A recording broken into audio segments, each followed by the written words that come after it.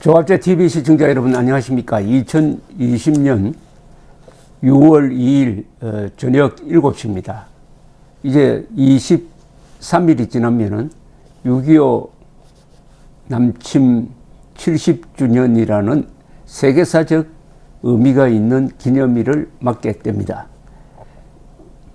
저는 6.25 70주년을 맞으면서 6.25를 통해서 대한민국이 세계를 구한 자유진영이 냉전에서 승리하도록 한 획을 그은 우리 민족사의 가장 위대한 저항이었다는 것을 밝히기 위해서 거의 매일 이 시리즈 방송을 하고 있습니다. 오늘은 6번째입니다. 오늘은 아주 재미있는 소재를 잡았습니다.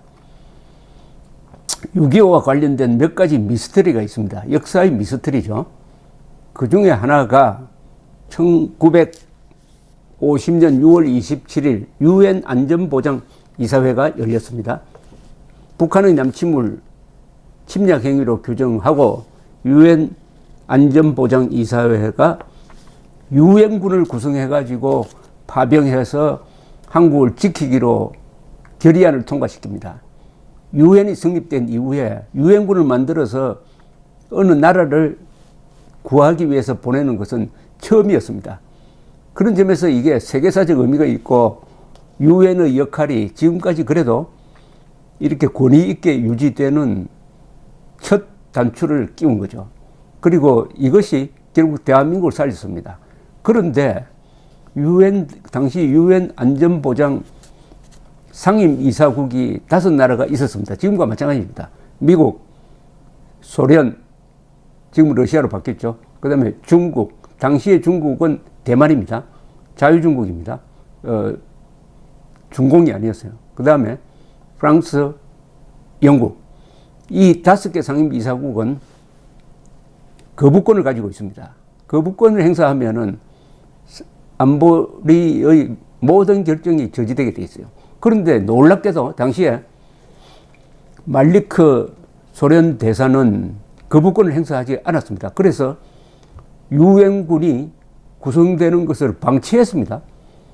이런 일이 있을 수 있습니까?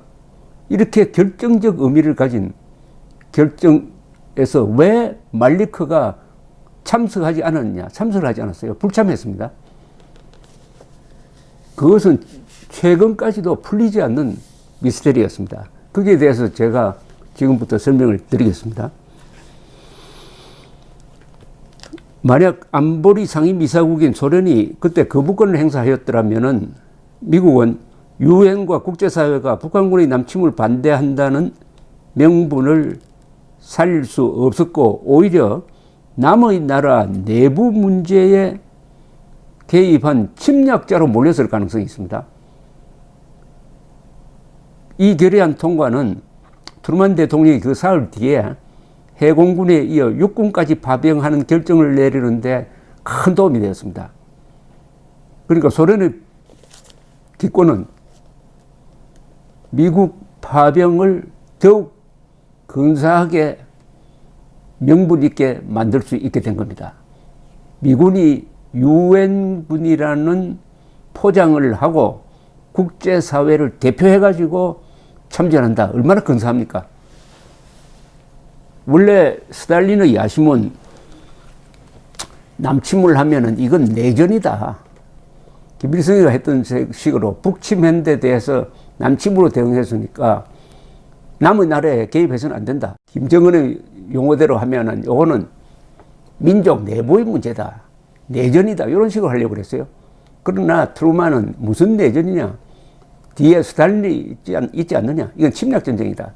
이렇게 규정했던 것입니다. 놀랍게도 문재인 대통령이 유엔 총회에 가서 6.25를 남침이라고 하지 않고 내전이라고 했습니다. 내전이 국제전으로 바뀌었다고. 완전히 김일성 그리고 스탈린 모택동이 꾸며낸 그 말을 대한민국 대통령이 그대로 받아가지고 내전이 국제전으로 확대되었다라고 유엔 총회에서 그런 말을 했으니까 참 기가 막힌 일이죠. 기가 막힌. 그때 언론이나 이 국방부 또는 제양군인회 이런 데서 침묵했습니다. 우리 군 장교단은 이 영혼이 선배들의 피땀 어린 이런 분투를 잊어버리고 꼭 무슨 셀러리맨처럼 지금 지내고 있습니다. 통탄할 일입니다. 통탄할 일이.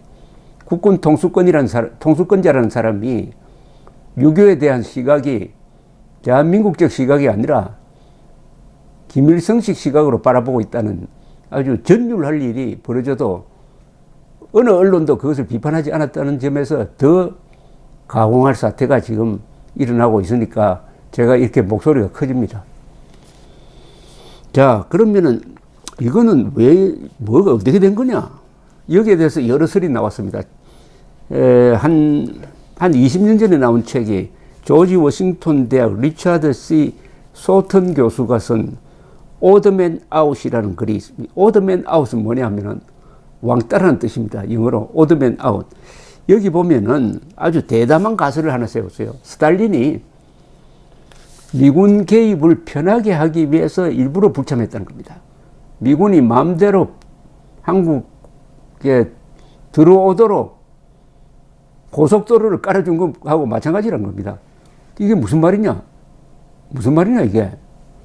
하고 엉뚱하게 생각했는데 이 사람의 주장은 미군을 끌어들이고 그리고 중공군을 또 끌어들여 가지고 한반도를 미국과 중국의 대결장으로 만든다. 그래 놓고 그걸 틈타서 스탈린은 모택동을 통제하고 그리고 미국을 끝없는 전쟁의 늪에 빠뜨려 버린다 하는 대전략을 갖고 있었다는 겁니다. 그러려면은 미군이 참전할 수 있도록 도와줘야 하는데 바로 유엔 안보리에서 불참을 해버렸다는 겁니다. 그런데 이런 주장을 처음에는 야 그건 말도 아니다, 너무 이건 음모론에 가깝다라고 생각하는 사람들이 많았는데 점점 그게 근접하는 이야기가 나오기 시작했습니다. 예컨대 정창 및 존 할리데이가 공저한 이 우리가 부부입니다. 모택동 비화라는 책이 있습니다. 이거는 뭐 부시 대통령도 즐겨 읽었다는 책인데 아주 두꺼운 책입니다. 까치 출판사에서 번역이 됐습니다. 거기 보면 이런 한 구절이 있습니다. 말리크 대사도 상부에 안보리에 돌아가서 거부권을 행사하고 싶다고 허가를 요청했다. 그러나 스탈린은 직접 말리크를 전화로 불러내어 가지고 불참을 지시하였다. 그는 스탈린은 서방 군대를 한반도로 불러들이려 하였던 것이다. 이 소턴 교수와 똑같은 이야기입니다. 자, 그러다가 이제 한 10여 년 전에, 그러니까 2005년, 15년 전에 아주 중요한 문서가 하나 발견이 됐습니다. 이게 뭐냐, 러시아의 3대 국립문서 보관소 중 하나인 사회정치사 문서 보관소에서 안드레 레도프스키라는 러시아 학자에 의해서 발견된 스탈린의 편지입니다. 언제 썼느냐? 1950년 8월 21일자 편지. 누구한테 보냈느냐?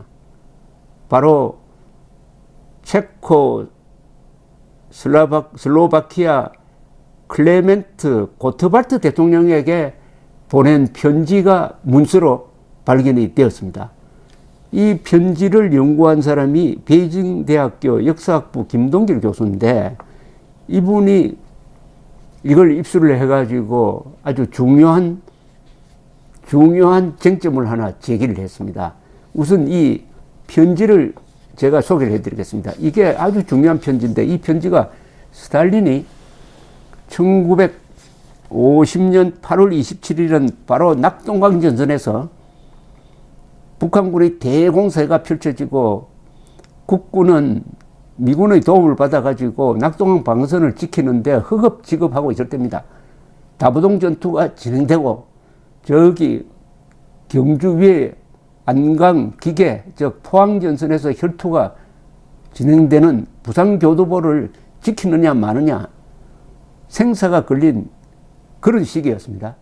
그러니까 북한군이 아주 피크에 달했을 때입니다. 조금만 더 밀어붙여 버리면 부산까지 간다. 이럴 때 스탈린이 고트발트에게 보낸 편지라는 그 상황을 좀 이해하시기 바랍니다. 고트발트. 자, 지금부터 편지를 읽어드리겠습니다. 여기에 미스테리의 해답이 숨어 있습니다. 아주 흥미롭습니다. 스탈린은 필립 포프라는 암호명을 썼습니다. 필립 포프가 프라하 주재 소련 대사에게 보낸 편지가 발굴된 거죠. 그 전문을 지금 제가 번역을 해가지고 소개해 드리겠습니다.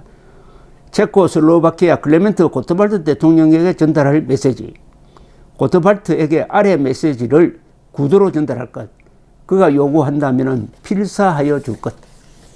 필사. 그러니까 이렇게 구술식으로 이렇게 적어서 녹취하듯이 적어서 주라 이겁니다. 이 문서 자체를 주지 말고 이거는 책 잡히지 않으려고 하는 스탈린의 고전적 수법입니다.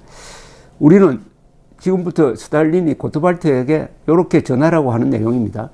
우리는 지난 6월 27일 유엔 안전보장이사회에 소련이 불참한 것과 그 뒤의 사태 전개에 대하여 고토발트 동지와 조금 다르게 생각한다. 우리는 안보리에 4가지 이유로 불참하였다. 첫째, 새로운 중국과 소련의 단계를 과시하기 위하여. 둘째, 미국이 안보리에서 국민당 괴뢰 정권을 중국의 대표로 인정하고 모택동이 이끄는 중국의 진정한 대표성을 인정하지 않는 정책의 바보스러움과 어리석음을 강조하기 위하여. 셋째, 두 강대국의 불참 때문에 안보리 결의는 정당성이 없음을 드러내기 위하여. 넷째, 미국 정부가 안보리 다수결을 이용 프리핸드를 갖고 어리석은 짓을 마음대로 저지르도록 함으로써 여론이 미국 정부의 진면목을 알도록 그렇게 하였다. 나는 우리가 이런 목적들을 달성하고 있는 중이라고 믿는다. 우리가 안보리에 불참한 이후 미국은 한국에 대한 군사적 개입에 엮여 들어가 군사적 명성과 도덕적 권위를 망치고 있다. 미국이 한국에서 침략자와 폭군의 역할을 하고 있다는 사실과 미국이 한때 생각하였던 만큼 군사적으로 강력하지 않다는 사실을 의심하는 사람은 거의 없을 것이다. 더구나 미 연방합중국이 극동에 묶여 현재 유럽에 신경을 쓸 여유가 없다는 사실도 명백하다. 이 같은 사실은 세계의 세력 균형에 있어서 우리에게 득이 되지 않는가? 의심할 바 없이 그렇다. 미국 정부가 극동에 계속 묶여 있고 조선의 자유와 독립을 위한 투쟁에 중국을 끌어들인다고 가정하여 보자. 이 대목 핵심입니다. 이로부터 무슨 일이 생길 것인가? 첫째, 미국은 그 어떤 나라도 마찬가지이지만 방대한 병력을 보유한 중국과 싸워 이길 수 없다. 미국은 이 투쟁에서 전선을 지나치게 넓히게 될 것이다. 둘째, 그렇게 함으로써 미국은 가까운 장래에 제3차 세계대전을 일으킬 수 없게 될 것이다. 그리하여 제3차 세계대전은 얼마나 오래 걸릴지는 모르지만 연기될 것이고 이는 유럽에서 사회주의를 강화하는 시간을 줄 것이며 더구나 미국과 중국의 투쟁이 극동의 전 지역을 혁명화할 것임은 두말할 필요도 없다. 이런 모든 것들이 세계의 세력 균형에 있어서 우리를 유리하게 만들지 않는가? 의심의 여지가 없다. 그렇다. 귀하도 이해하겠지만 소련이 안보리에 참여할 것이냐 아니냐는 비상적으로 보는 것처럼 간단하지 않는 문제이다. 이런 이유로 하여 우리는 민주진영은 안보리에 불참해서는 안 된다고 말할 수 없는 것이다. 참여할 것인가 불참할 것인가는 당시 상황에 따라 결정한 문제이다. 국제 환경에 따라서 우리는 또다시 안보리에 불참할 수도 복귀할 수도 있다. 왜 우리가 지금 안보리에 복귀하였느냐고 묻는 이들도 있을 것이다. 우리가 돌아간 것은 미국 정부의 침략적 정책을 폭로하고 그들이 안보리의 깃발을 이용하여 침략성을 은폐하려는 책동을 저지하기 위함이다. 미국이 한국에 침략적으로 개입하였으므로 안보리에 참여하여 이를 폭로하기가 매우 쉬워진 것이다. 이는 너무나 명백하므로 더 설명할 필요도 없는 사안이라고 생각한다. 이게 전문입니다. 여러분, 여기에서 스탈린의 함정이 바로 어디에 있느냐 이거죠. 왜 안보리에 참여해가지고 거부권을 행사해가지고 유엔군 파병을 막지 않았느냐? 그 이유는 스탈린이 이렇게 이야기했습니다. 미국 정부가 안보리의 다수결을 이용해가지고 프리핸드를 갖고 어리석은 짓을 마음대로 저지르도록 함으로써 여론이 미국 정부의 진면목을 알도록 그렇게 하였다. 프리핸드를 갖고 어리석은 짓이라는 것은 파병입니다.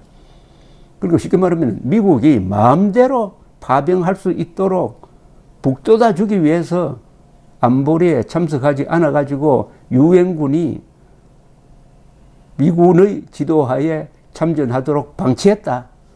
그럼 왜 그렇게 했느냐? 바로 또 여기 나옵니다. 뭐라고 나오느냐? 미국 정부가 극동에 계속해서 묶여 있고 조선의 자유와 독립을 위한 투쟁에 중국을 끌어들인다고 가정하여 보자. 이 말이 참 묘합니다. 중국을 끌어들인다고 가정하여 보자. 이로부터 무슨 일이 생길 것인가? 미국과 중국이 맞서 싸우면은 미국은 병력이 많은 중국에 절대로 이길 수가 없다.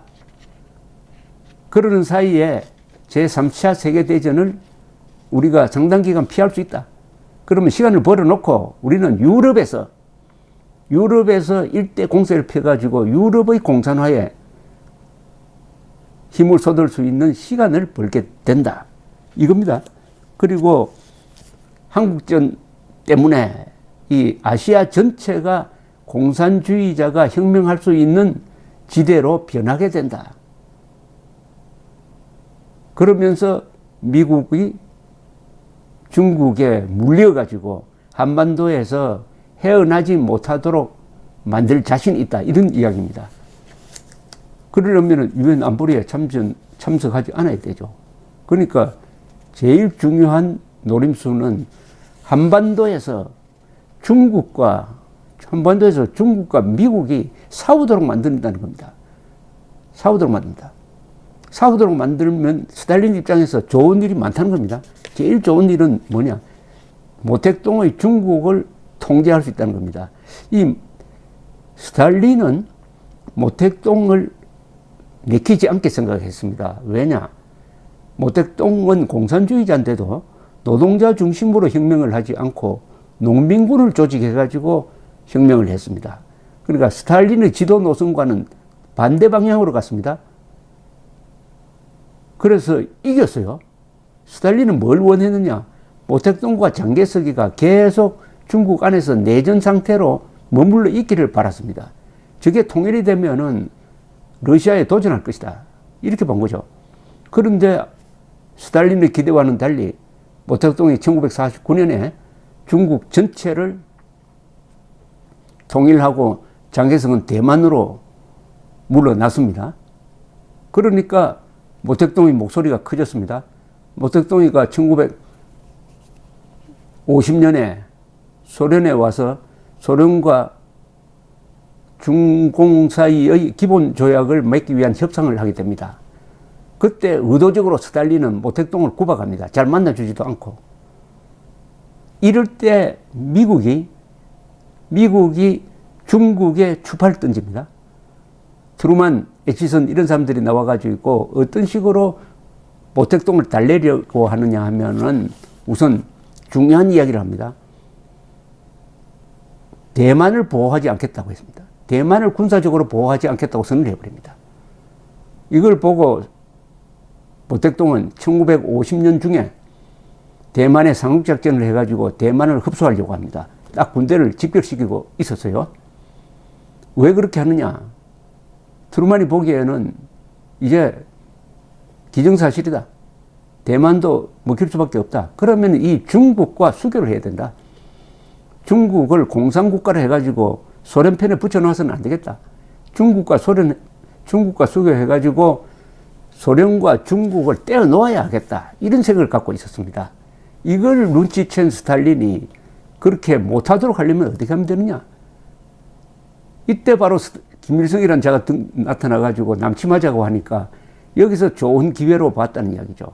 그래, 남침하라 해놓고는 김일성이가 남침하라고 해놓고는 김일성이가 너무 잘 나가가지고 저 부산까지 밀고 내려가서 통일하면은 이게 중공군이 참전할 기회가 없잖아요. 그래서 김일성이가 그렇게 빨리 남진하지 못하도록 서울을 점령한 뒤에 3일 동안 한강을 건너지 못하도록 묶어놓고 그 사이에 유엔 안보리에 불참해가지고 유엔군이 구성돼 가지고 한반도에 상륙하도록 시간을 주고 그 다음에 중공군을 끌어들인다는 구상을 하고 있었다는 게 1950년 8월 27일의 스탈린의 이야기입니다. 그런데 이 시점에서 중공군이 개입할 것이라고 믿는 사람 별로 없었어요. 중공군이. 그러나 이미 이때 스탈린은 고토발트에게 이야기합니다. 중공군이 개입하면은 이런 일이 벌어지게 될 것이다. 즉 중공군이 개입할 수 있도록 조건을 주고 있었던 거죠. 그런데 어떤 일이 벌어졌습니까? 9월 15일 인천 상륙작전 북침이 아니라 북진이 계속됩니다. 북진이. 그래서 김일성 정권은 이제 완전히 무너진 것과 마찬가지였습니다. 10월 18일에는 국군 제1사단이 평양을 수복을 합니다. 이때 중공이 등장하는 거죠. 스탈린의 구상대로 중공에 압박을 해가지고 중공이 김일성을 돕는 군대를 보내도록 합니다. 드디어 김일성이 살아납니다. 그것 때문에. 그래서 중공군이 10월에 30만 명이 북한 지역으로 들어와서 11월부터 본격적으로 미군을 치기 시작합니다. 드디어 스탈린이 구상했던 대로 한반도가 중공군과 미군의 대결장이 되고 말았습니다. 그리하여 그 뒤 한 2년 6개월 동안 치열한 전투가 한국에서 벌어졌습니다. 그러다가 보니까 모택동과 김일성이가 너무나 출혈이 많으니까 휴전하고 싶어 했습니다. 휴전 협상이 진행되고 있었는데 스탈린의 방해로 휴전이 전혀 진전되지 않았습니다. 그러나 모택동과 김일성이가 스탈린에게 액을 복구를 했습니다. 제발 휴전하게 해달라고 딱 잘라버립니다. 스탈린이. 계속 전쟁을 해라. 잃는 것은 사람 생명밖에 더 있느냐. 이렇게 아주 냉혹한 이야기를 합니다. 잃는 것은 사람이지만은 당신들이 얻는 것은 현대적 전투 기술을 얻지 않느냐. 그리고 미국을 여기서 출혈시키고 있지 않느냐. 전쟁 계속하라. 이래 됩니다. 완전히 스탈린의 구상대로 김일성이도 모택동도 빠져버린 거죠. 그러다가 언제 휴전이 됩니까? 스탈린이 1953년 3월 초에 죽습니다. 죽자마자 소련 공산당 정치국 회의가 휴전을 결정합니다. 그래서 4개월 뒤에 휴전이 됩니다. 스탈린이 죽었기 때문에 휴전이 된 거죠. 스탈린이 살았으면 계속 출혈전이 이어졌을 것이라고 생각합니다. 그렇다면은 이 6.25의 진행 방향은 스탈린이 생각했던 그 방향으로 갔어요. 그 방향으로 갔다는 게 오늘 말씀드린 이 편지에 다 적혀 있습니다. 다만 여기서 하나 우리가 주의해야 될 점이 있습니다. 그러면 스탈린이 처음부터 이런 계획을 가지고 있었는데 이 계획은 중국과 미국을 한반도에서 싸우도록 만든다는 이 계획이 제1안이었느냐 아니면 후보 계획이었느냐 그걸 좀 따져봐야 됩니다. 만약 김일성이 남침해가지고 한국을 적파 통일을 했다고 하면은 스탈린의 권위는 상당히 높아졌겠죠. 스탈린이 그걸 가지고 손해볼 일은 없습니다. 그러나 남침하자마자 트루만이 결단으로 미군이 들어와서 스탈린이 원했던 제1안은 달성 불가능이 되었습니다. 그러면 이 상황에서 제2안을 플랜 B를 꺼내는 거죠. 제2안은 미국과 중국을 한반도에 끌어들여 가지고 서로 출혈을 하는 전쟁을 하도록 해서 미국의 손발을 묶어버린다 하는 그 카드를 꺼냈다는 겁니다. 적화 통일이 안 되니까 제2안을 꺼냈을 것이다. 근데 스탈린은 형편에 따라서는 이런 말도 하고 저런 말도 하는데 두 가지 카드를 가지고 있었다는 겁니다. 두 가지 카드. 그러니까 당초부터 원했던 것은 아니고 아마 1안이 실패했을 때 제2안으로 가지고 있었던 것이 결국은 현실이 되어버렸다. 이렇게 이야기를 한다면은 스탈린이 처음부터 이런 계획을 꾸몄느냐? 하는 논의에 대해서 약간 유보적인 견해를 하되 안을 두 개를 가지고 있었다. 스탈린이 제1안과 제1안은 김일성에 의한 적화 통일이고 제2안은 그걸 실패해가지고 미국이 개입했을 때 전자는 미국이 개입 안 하는 것이고 미국이 개입했을 때의 플랜 B를 갖고 있었다. 플랜 B로 갔다. 플랜 B로 가면서 자신의 행동을 합리화하기 위해서 유엔 안보리에 불참한 것을 살짝 바꾼 것이 아니냐 하는 이런 설명도 가능합니다. 가능한데 지금 결과적으로 보면은 스탈린이 가지고 있던 구상대로 되어 갔다는 것을 알 수가 있습니다. 그래서 김일성이가 살아있을 때 스탈린이 사실은 자기의 발목을 잡아가지고 적화 통일을 완수하지 못하도록 했다고 해가지고 스탈린의 불만이 많았다는 이야기를 황장엽 선생에게 들은 일이 있습니다. 그런 이야기는 또 나중에 하겠습니다. 감사합니다.